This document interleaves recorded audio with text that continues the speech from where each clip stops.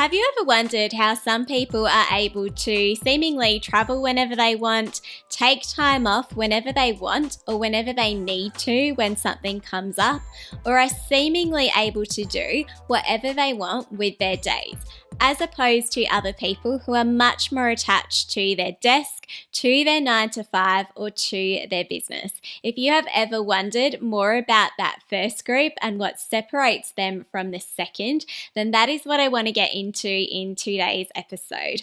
Hi, I'm Diane, and thank you so much for joining me. Today, I'm going to be talking about the 3 ways that you can become part of what they call the new rich. Now, if this is something that you are curious about, then grab your cup of tea and let's get into it. Let's begin with who exactly are the new rich. Now, the term the new rich is something that I have taken from Tim Ferriss's classic book, The 4-Hour Work Week. Now, if you're not familiar with this book has a cult following, and it does for a reason. It is because it challenges so many of the conventional ways of viewing your work and your business. And how Ferriss actually defines the new rich is by one key characteristic, and that is that they have unrestricted mobility. And that comes down to having both time and physical freedom. Now, what does he say specifically about the new rich? He says, the guard is changing. Being bound to one place will be the new defining feature of the middle class. The new rich are defined by a more elusive power than simple cash.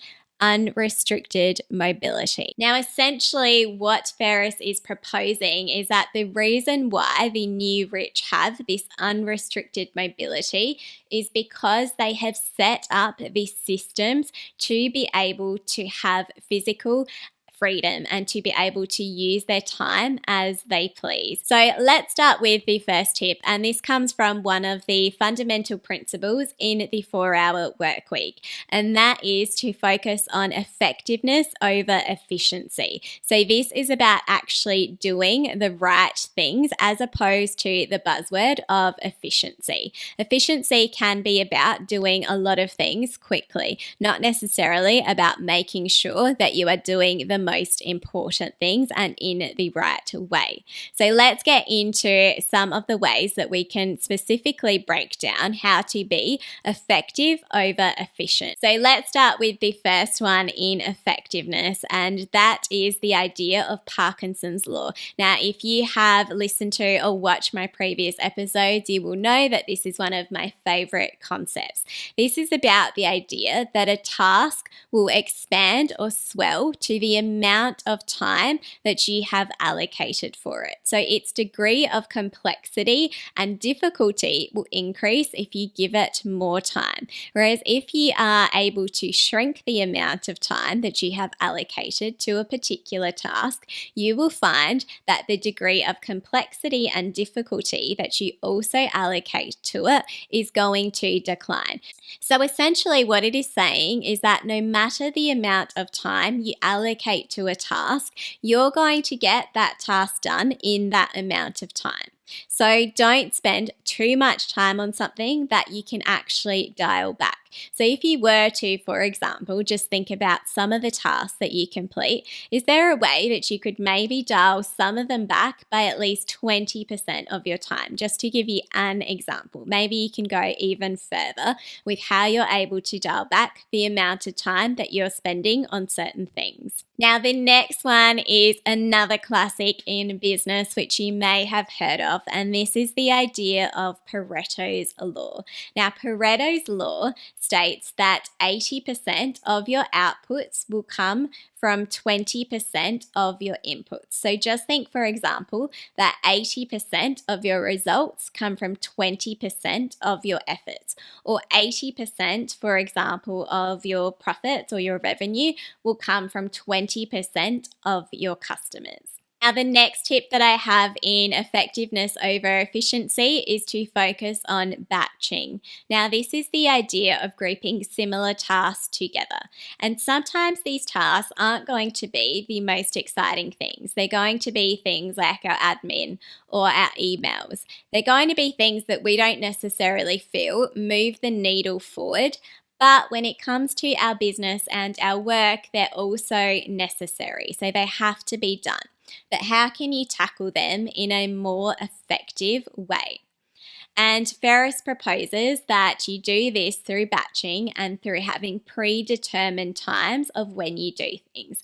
For example, checking your emails or responding to emails at set particular times of the day. So, my second tip for joining the new rich is to work on your business, not in your business.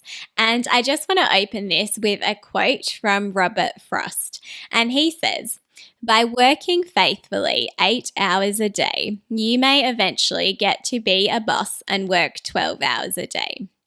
So essentially what Robert Frost is saying is that when we get further along in our careers or in our business, we often end up putting in more hours than we did to begin with. But the new rich see things differently.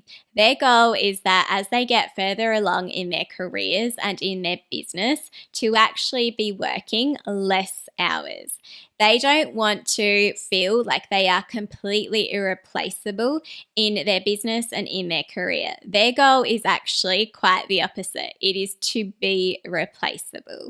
And they do that through a mindset of automation. So let's get into what that is. So automation, which is what Tim Ferriss talks about a lot in the 4-hour work week, is essentially what underpins this second tip. But one of the ways that it is really well described comes from another absolute classic by Michael E. Gerber. And he's the one who really advocated for working on your business, not in your business. Now, one of the great examples of this is Ray Kroc's McDonald's and the way that that was established. Now, that was established as a franchise prototype. So the idea was that it was not just a business franchise, but it was a business franchise format. It was an entirely systems-focused way of thinking. It is the reason why you can walk into a McDonald's anywhere you are in the world and know that you are going to get consistent products to what you are used to at home. You're going to get consistent service to what you are used to because it is based on a systems approach. So this leads nicely into another aspect of this second tip, which is that the rich don't work for money, they have their money work for them. Now, one of the best ways that this is described is by my absolute favorite author, Robert Kiyosaki, in his book, Rich Dad, Poor Dad. And in it, if you have read any of Kiyosaki's books before, he focuses a lot on how you are building assets that are going to produce cash flow for you, as opposed to just accumulating liabilities. Now, the way that he describes this, I think, really nicely when it comes to how you are accumulating assets is that he says, "Our assets are large enough to grow by themselves. It's like planting a tree. You water it for years, then one day it doesn't need you anymore. Its roots are implanted deep enough, then the tree provides shade for your enjoyment." And that brings me to my third tip, which is to create original content for your personal brand. Now, Tim Ferriss is not the only one to have talked about the new rich. It is also described by another wonderful thought leader, Naval Ravikant, and he talks about the new rich as being underpinned by two essential elements. So one of these two things, or maybe even both if you happen to be in this space. And so what are the two things? Code and media. He says that code and media are permissionless leverage. They're the leverage behind the newly rich. You can create software and media that works for you while you sleep. If you can't code, write books and blogs, record videos and podcasts.